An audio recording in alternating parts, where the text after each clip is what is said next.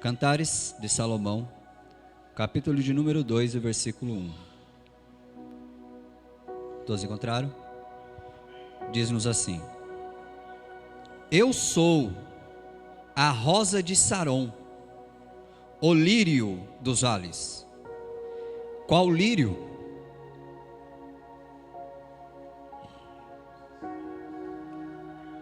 Entre os espinhos, tal é a minha amiga entre as filhas. Qual a macieira entre as árvores do bosque, tal é o meu amado entre os filhos. Desejo muito a sua sombra, e debaixo dela me assento, e o seu fruto é doce ao meu paladar. Levou-me à sala do banquete, e a sua bandeira, o seu estandarte em mim, era o amor. Sustentai-me com passas, confortai-me com maçãs, porque desfaleço de amor. Versículo 10. O meu amado fala e me diz: levanta-te, amiga minha, formosa minha, e vem. Porque eis que passou o inverno, a chuva cessou e se foi. Aparecem as flores na terra, o tempo de cantar chega, e a voz da rolinha ouve-se em nossa terra. A figueira já deu os seus ciguinhos, e as vides em flor exalam o seu aroma. Levanta-te, amiga minha, formosa minha, e vem. Podemos assentar, irmãos.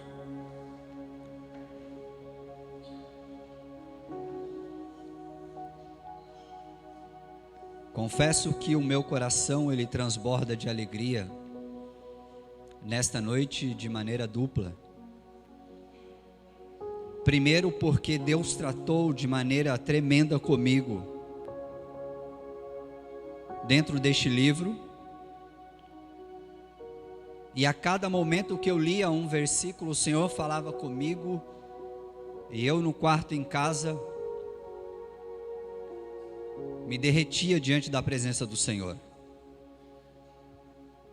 porque até domingo agora eu não tinha uma palavra, eu estava meditando em outra, porque eu achei meio que conveniente.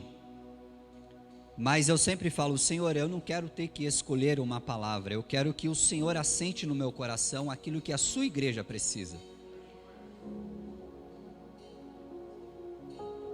Porque quem nos instrui é o Senhor, quem nos conduz é o sumo pastor de nossas almas, o nosso Senhor Jesus Cristo. E no domingo aqui, na hora que eu abri a Bíblia, veio esta palavra. Na hora que eu li este capítulo, esses versículos, o meu coração foi incendiado pelo Espírito Santo. Eu falei: opa, vou ficar aqui. E a minha segunda razão de alegria é ver o meu pai junto com os meus irmãos aqui. E isso sim, irmãos, eu confesso que a minha mente jamais concebeu tal coisa. Jamais imaginei vê-los aqui. Sempre imaginei vê-los lá na Barra do Una, Assembleia de Deus Ministério Cubatão, como sempre já congreguei com eles lá. Mas o meu coração, posso dizer que foi estilhaçado nesta noite, mas por alegria, porque o meu pai é fruto de oração, bem como os meus irmãos. Meu irmão Bruno também estaria aqui nessa noite se não houvesse um problema no caminho no carro, e aí teve que voltar à Barra do Una. E quem conhece Barra do Una sabe que eles atravessaram a Macedônia, porque Barra do Una não é brincadeira não, irmãos. Tem uns que chamam lá de Barra do Nunca, porque tem gente que não conhece e vai e nunca mais volta, mas quem ama volta, quem conhece volta. Então eu louvo e engrandeço o nome do nosso Deus pela vida deles nessa noite. Quero também agradecer a Gabriela, muito obrigado, viu? Deus te abençoe em nome do Senhor Jesus. Irmãos, o livro de Cantares de Salomão, ele não é muito utilizado em pregações, porque nós sabemos que é um livro que trata da condução de amor de Salomão com esta moça, com esta sulamita. E alguns retratam o livro de Cantares da relação de amor de Deus com o seu povo Israel. Mas eu quero nessa noite tratá-lo como o relacionamento de Cristo com a sua igreja e a igreja com Cristo. Não quero me prender na historicidade de Cantares, porque o nosso tempo é curto. Mas o livro de Cantares, ele nos traz, nos ensina a aplicação de um amor que doa, que se entrega, de um amor que luta por alguém a quem está enamorado, por quem está apaixonado. Um amor romântico, um amor de fato puro, um amor lindo. E a tratativa deste livro é exatamente para Salomão explicar em palavras, através de uma poesia, porque o livro de Cantares é uma poesia, um poema. E Salomão então usa de um poema para deixar claro a sua amada o que ele sentia, para externar através das letras, através da caneta e do papel, o seu amor. E aqui no capítulo 2 de Cantares, esta mulher que no capítulo 6 é chamada por Salomão de Sulamita, não que esse seja o nome dela, mas sim a identificação da região em que ela habitava, Sulamita ou Sunamita, ambas são a mesma coisa, porque identifica a cidade de Sunem, que ficava no vale de Jezreel, a sudeste do mar da Galileia, e também ficava entre dois montes, o monte Gilboa e o monte Tabor. O monte Tabor, muitos estudiosos concordam que foi o monte ao qual se deu, que está escrito em Mateus 17, onde o Senhor Jesus se transfigurou diante de Pedro, Tiago e João. Então ela morava numa região que no futuro algo extraordinário aconteceria.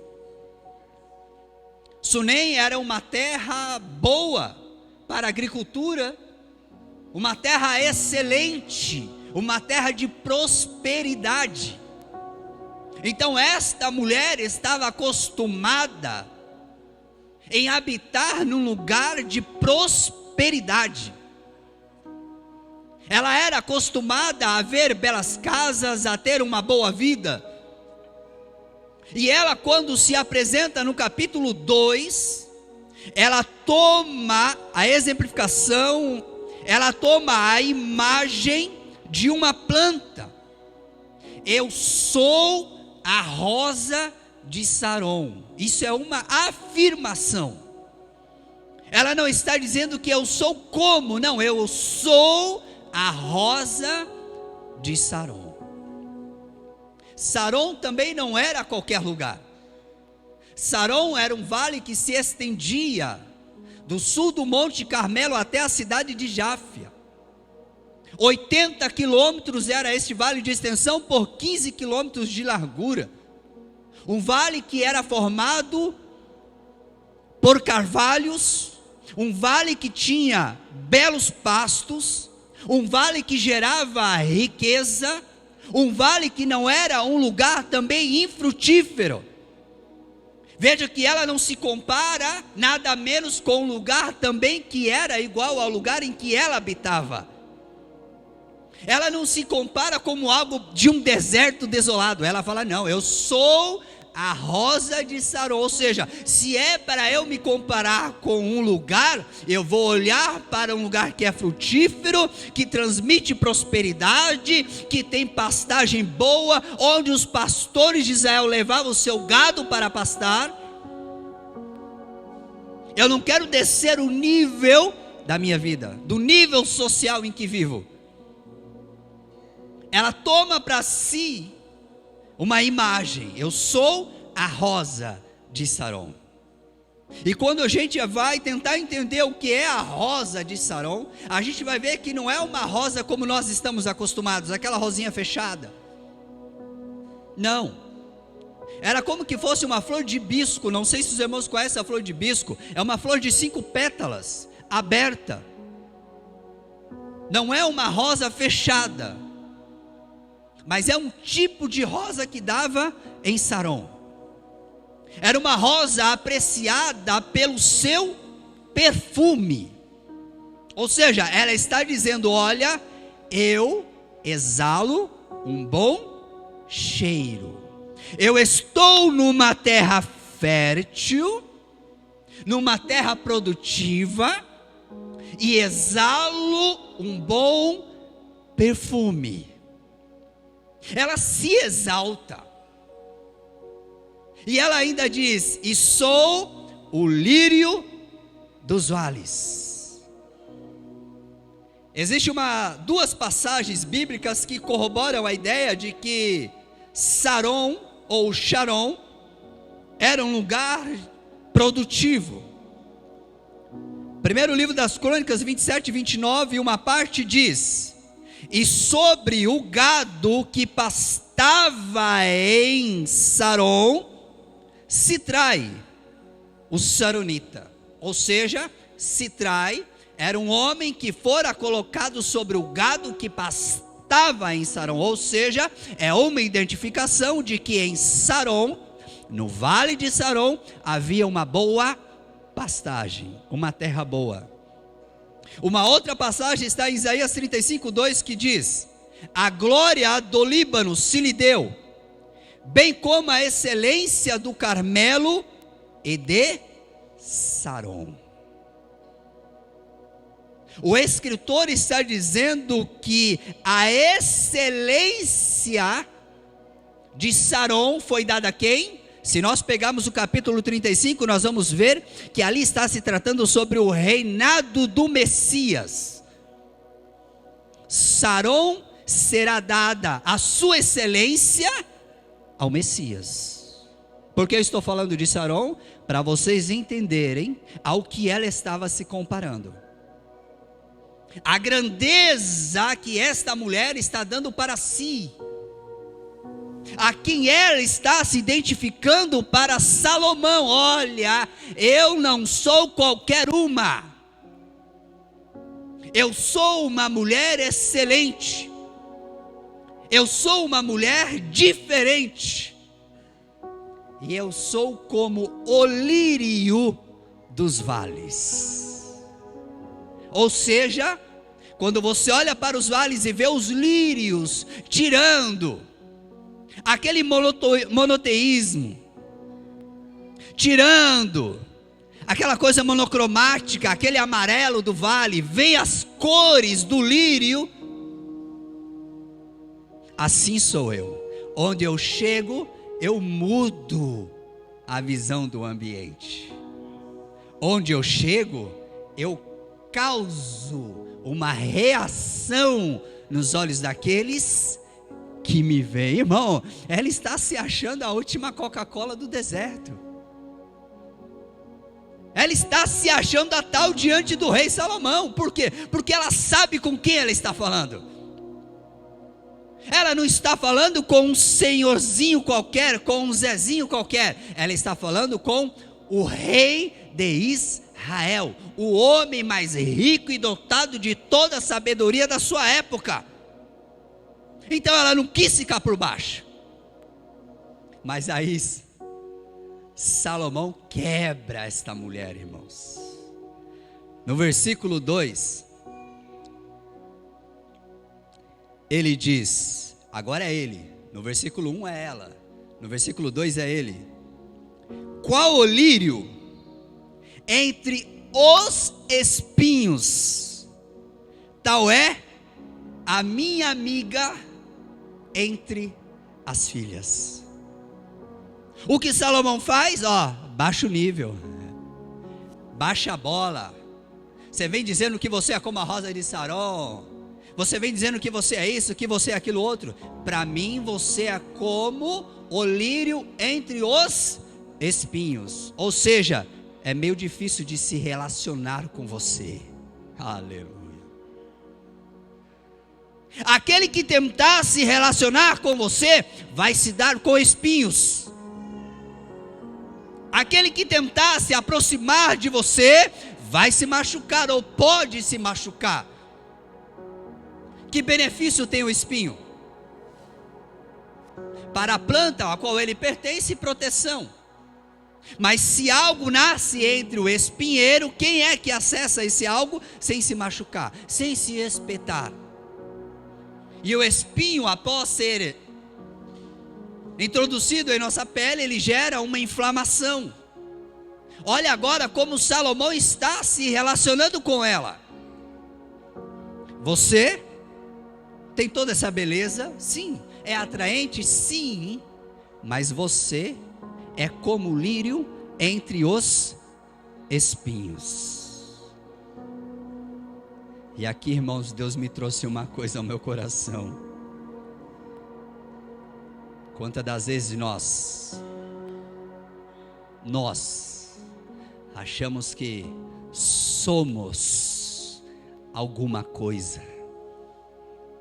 Quantas das vezes nós nos colocamos como esta sulamita ou sunamita? Quantas das vezes nós nos colocamos nesta posição? Porque eu tenho, porque eu posso, porque eu sou, porque o meu é melhor, porque o meu, porque o eu, porque o eu e o eu e o eu. Aí o pai vem, olha e fala: olha, se comporta assim não, porque você está se introduzindo entre espinheiros, fica difícil me relacionar com você. Se você ficar se colocando muito como eu, o verdadeiro eu sou não aparece, só você aparece. Não faz isso não, porque isso daí para mim é espinho, porque quando eu vou me relacionar com quem está cheio de eu, não aceita o eu. Quando eu vou me relacionar com alguém que está cheio de eu, não aceita a minha palavra, não aceita a sujeição ao meu senhorio. Então baixa a bola, se coloca no seu lugar, e se tiver que haver alguma exaltação da sua pessoa, deixa comigo que eu sou o rei, eu te exalto. Deixa comigo que eu te dou um pedestal, que eu te coloco um holofote, que eu te faço brilhar. Mas não queira você tomar este lugar, o lugar de grandeza. E olha na Bíblia, todos que se elevaram, Deus abateu. Olha para Nabucodonosor. Após ser advertido, ao invés de se humilhar, ele sobe no seu palácio e fala: todo esse reino foi o meu braço que conquistou. E naquele momento o espírito dele foi mudado, foi pastar como um animal, porque não reconheceu que tudo vinha do Senhor, e o Senhor era tudo, e não ele. Ele era um mero mortal. Ainda que nós consigamos alguma coisa, nós não somos nada. É Ele que se faz tudo em todos. Isso não é um jargão usar o que João Batista disse, que ele cresça, porque isso é muito bonito de falar. Mas às vezes a nossa vivência está longe. Eu professo que ele cresça, mas eu continuo na rabeta dizendo que eu cresça junto, que o meu nome apareça, que eu seja conhecido, que o meu nome seja espalhado, que eu gere influência. Não, que ele cresça. Porque quando eu apareço, ele desaparece. Mas quando eu desapareço, ele é quem aparece. E na igreja, quem é que tem que aparecer, senão o nosso mestre? Quem é que tem que aparecer na mensagem, senão o Senhor Jesus? Quem é que tem que aparecer num culto? É o Senhor que tem que aparecer no culto. O culto é feito com Ele. Sem Ele não tem culto, é reunião. Aleluia. Aleluia. Aleluia. Se o nosso perfeccionismo não for para exaltá-lo, é esterco. Se a nossa dedicação não for para promovê-lo, é lixo. Se a nossa aplicação de sempre apresentar o melhor não for para trazê-lo para mais perto, de nada vale. Nakaya miyomasu ken torovai miayo ayamantu mikasu komoto eheria sobrama.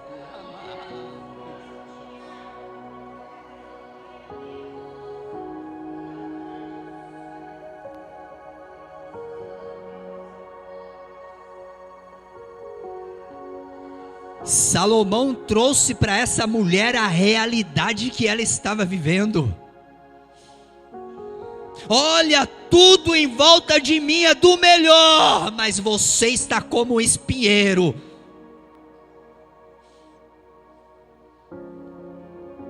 Não tem como me aproximar de você, mulher. Não, mas eu estou plantado em terra boa. Olha como eu produzo, olha o meu perfume, olha como eu sou notável, olha como falam de mim, mas vive entre espinheiro, Maia.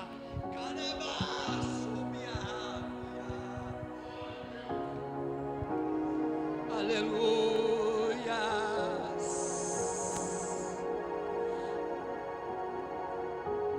E aí não conseguimos viver a vida do mestre. Não conseguimos de fato receber a vida dele, porque o comportamento é como este. Porque eu tenho que me apresentar como a melhor de todas à minha volta. Se não for menos do que isso, eu nem vou trocar ideia com Salomão. Salomão baixa a bolinha dela, sai do meio do espinheiro e vem para um relacionamento comigo. Não adianta exalar bom cheiro, não adianta estar em terra frutífera, não adianta ter pasto verdejante, não adianta ser atraído por comerciantes, não adianta ter um bom gado, mas vive como entre espinheiros.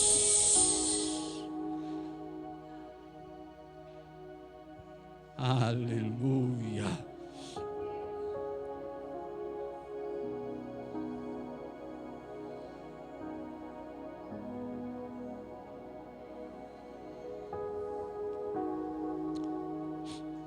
Versículo 3. Qual a macieira? Ela falando. Qual a macieira entre as árvores do bosque? Tal é o meu amado entre os filhos. Agora ela está comparando a glória de Salomão e elevando a sua pessoa. Olha, eu olho para o bosque, vejo várias árvores, mas o meu amado é como uma macieira, ou seja, ele é diferente. Tem várias árvores que podem atrair o meu olhar, mas o meu olhar está nele, que é como macieira. Quantos se relacionaram, irmãos? No espiritismo, no confucionismo, no budismo, no taoísmo, no zoroatrismo? Quantos frequentaram Johei Center? Quantos foram em centros espíritas por aí? Foram atraídos pelas árvores do bosque. Mas um dia viram a macieira, provaram do seu fruto e nunca mais saíram da presença dele, porque o fruto dele é gerado em amor, é gerado em graça, é gerado em bondade, é gerado em misericórdia. Quem é que pode nos atrair atenção? Quem é que pode chamar a nossa atenção que não seja o nosso Senhor Jesus? Mas tem muitos crentes perdendo a atenção. Tem muitos crentes sendo atraídos por outras árvores do bosque, indo comer dos seus frutos. Mas volta ao olhar, vamos manter o nosso olhar fixo em nosso Senhor Jesus. Vamos manter a nossa atenção no Senhor, porque esta palavra, irmãos, veio a mim, eu senti dessa maneira.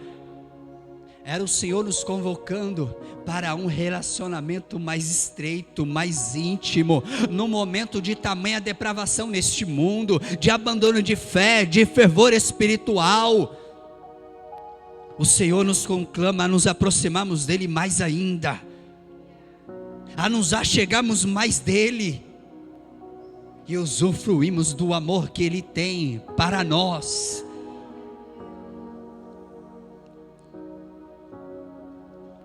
Desejo muito a sua sombra, e debaixo dela me assento, e o seu fruto é doce ao meu paladar.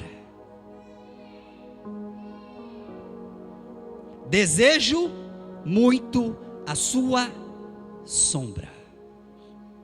Ela está olhando para a macieira e falando assim: olha, aqui para cá o sol está de arrebentar, mas eu quero a sombra da macieira, eu quero ficar guardado debaixo dessa sombra. Ela não está pedindo uma sombra para descansar, ela está pedindo uma sombra para se proteger. Ou seja, ela olha para a macieira e fala: eu desejo estar protegido pela sombra que esta macieira faz.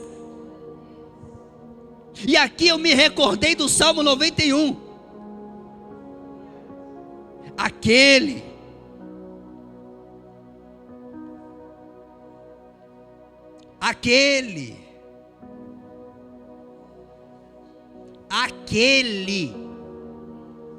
apontando diretamente para alguém em específico, sendo taxativo, afirmativo. Não é qualquer um, não é aquele que vaga por aí,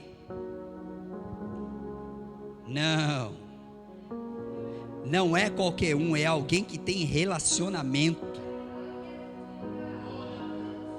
Porque para estar à sombra do Senhor, tem que ter relacionamento, porque a sombra só é feita perto.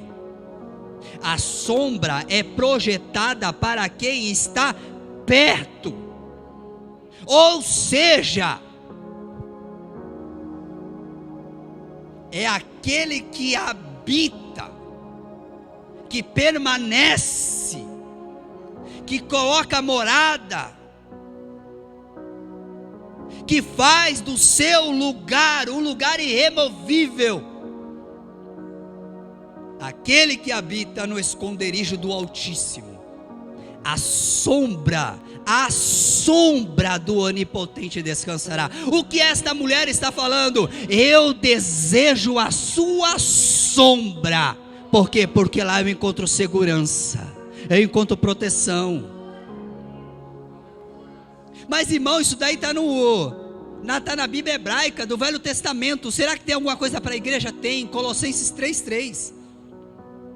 Paulo diz assim: porque já estáis mortos, e a vossa vida está escondida com Cristo em Deus. E no versículo anterior, buscai as coisas que são de cima, onde Cristo está assentado à destra do Pai. Se a nossa vida está escondida com Cristo em Deus, e Cristo está à destra do Pai, então nós estamos à sombra do Onipotente, irmãos. Como igreja nós temos que ansiar essa sombra. Mas essa sombra é só para quem está perto, não é para quem está longe. O Senhor Jesus disse que o Senhor faz que o seu sol nasça sobre todos, sobre justos e injustos. Mas a sombra, irmãos, é só para quem está em Cristo. A sombra é só para quem está nele, quem é dele, quem anda com ele, quem está perto dele, que se relaciona com ele.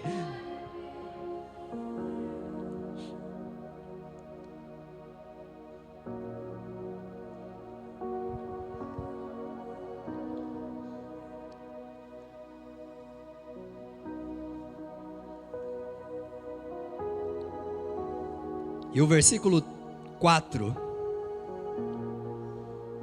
ela diz: levou-me à sala do banquete, e o seu estandarte em mim era o amor. Agora Salomão estreita o relacionamento com esta mulher. Depois de já ter conduzido um pouco das palavras e da conversa, agora ele fala assim: eu vou te levar para a sala do banquete. Várias salas existiam no palácio do rei. 3 principais: a sala do trono, a sala do tesouro e a sala do banquete. E ela é levada à sala do banquete. E a palavra banquete aqui é aim, que quer dizer vinho. Ela está dizendo: ele me levou à sala do vinho.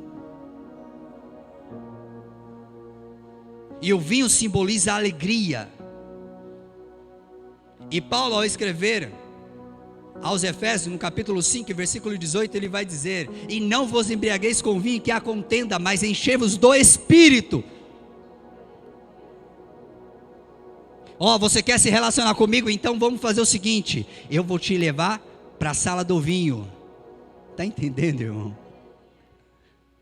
Eu vou te levar para mais próximo do Espírito, para que você seja cheio dele. Quer se relacionar comigo? Seja cheio do Espírito. Seja cheio do Espírito. E ser cheio do Espírito, como nós já ouvimos várias vezes aqui, não é o quanto nós temos dele, é quanto ele tem de nós.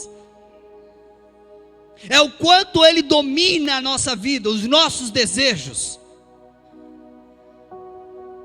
Ou seja, começa na sala do banquete, começa na sala do vinho, começa na mudança, na transformação, começa se enchendo do Espírito Santo, passa a ser conduzido com ele. Aí nós sim podemos estreitar o nosso relacionamento sem qualquer dificuldade, sem nenhum empecilho, sem nada que possa te distanciar de mim. E para finalizar, irmãos, tinha muito mais coisas. Lá no capítulo 8,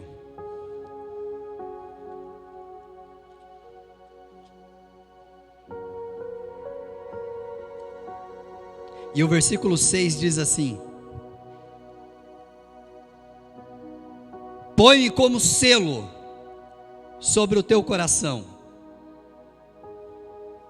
Salomão falando para ela: como selo sobre o teu braço, porque o amor é forte como a morte, é duro como a sepultura os ciúmes. As suas brasas são brasas de fogo, labaredas do Senhor. Salomão está pedindo para a sulamita: põe-me como selo sobre o seu coração. Este selo era a espécie de um pingente, uma joia que era colocado no pescoço da amada. E aqui nesse pingente constava o nome com quem ela havia assumido um compromisso. E também no braço, como que fosse uma pulseira, e aqui também estava o nome de quem ela pertencia, de quem o seu amor pertencia, o seu coração pertencia. E o que é que o Senhor Jesus fala para nós nesta noite? Torna visível de quem você pertence. Manifesta quem é o Senhor sobre a sua vida. Põe-me como selo, ou seja, assuma um compromisso de maneira definitiva. Mostra que eu sou o Senhor sobre o seu coração. Viva como eu sou o Senhor sobre a sua vida. Põe-me como selo. Torna visível àqueles que estão ao seu redor que você tem um Senhor. Quero pedir ao Matias, grupo de louvor, se coloque de pé, igreja, por favor.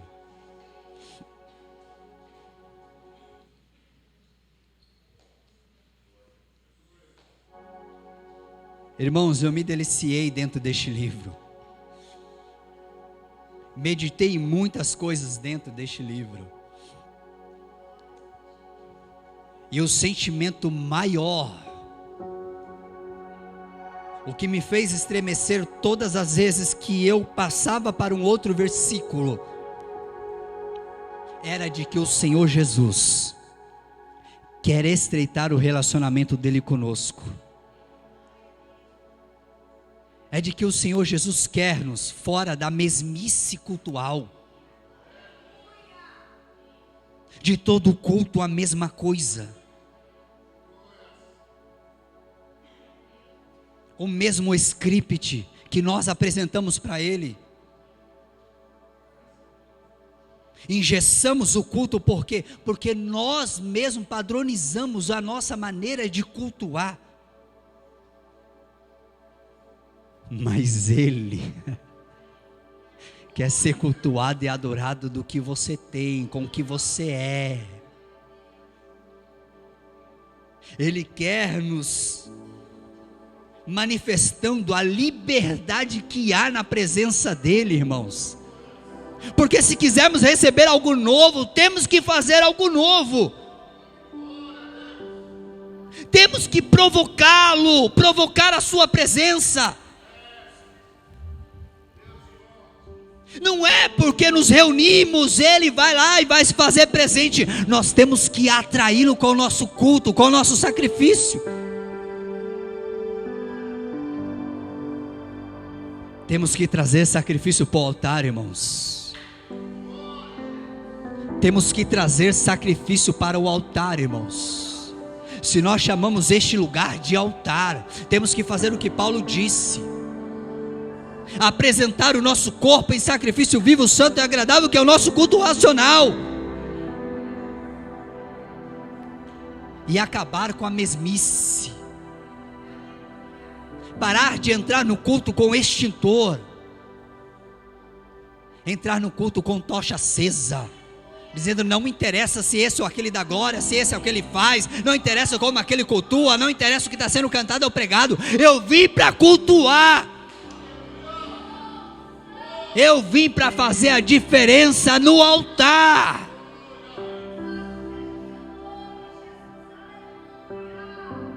Vamos adorar, irmãos, nesta noite. E se você precisa estreitar o seu relacionamento com Ele, hoje é a noite de você rasgar o seu coração. Hoje é a noite de você se abrir, de eu me abrir e falar: Senhor, eu quero viver este amor. Eu quero me aproximar, eu quero acabar com a mesmice. Eu quero que cada culto seja uma novidade de vida para a minha vida.